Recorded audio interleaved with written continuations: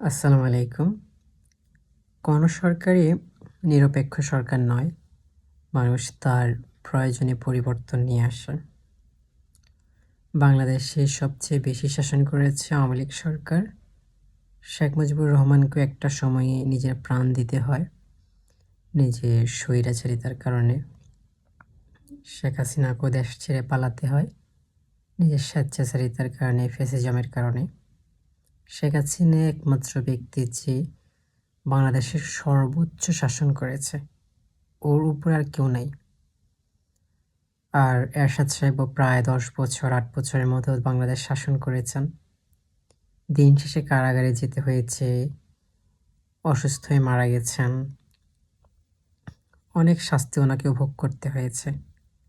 তাই পরিবর্তনের সাথে মানুষকে থাকতে হবে। যদি আজ বাংলাদেশ পরিবর্তনের পথে না আসে, যদি কোনো শাসক মনে করেন যে তিনি তরুণদের কথা শুনবেন না, তিনি সেকেলের বাংলাদেশের পথেই হাঁটবেন, তাহলে হয়তো আগামী ১০ বছর বা আগামী ৫ বছরে কিছু হবে না। ওই সরকারটা লাস্টিং করবে, বাংলাদেশ শাসন করে যেতে পারবে। কিন্তু এরপরও আরেকটা জেনারেশন আছে, ওদের কাছে জবাবদিহি করতে হবে। তাই গতানুগতিক রাজনীতি না করে, গতানুগতিকভাবে দেশ পরিচালনা না করে জুলাই সনদকে সম্মান করা উচিত, গণভোটকে সম্মান করা উচিত।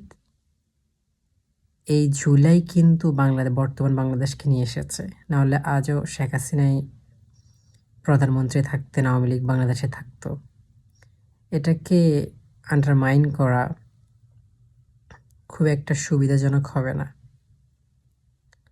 আর জুলাই যত তাড়াতাড়ি মেনে নেওয়া হবে, মানে কেউ যদি নিজেদেরকে জুলাই বিরোধী প্রমাণ করতে চায়, এখানে একাত্তরপন্থী বা জুলাই বিরোধী বিষয়টা এমন না হওয়া উচিত। একাত্তরের জায়গায় মর্যাদা সম্পন্ন, জুলাইয়ের জায়গায়। একাত্তরকে দিয়ে জুলাইকে দিয়ে একাত্তর, এটা সমীচীন নয়।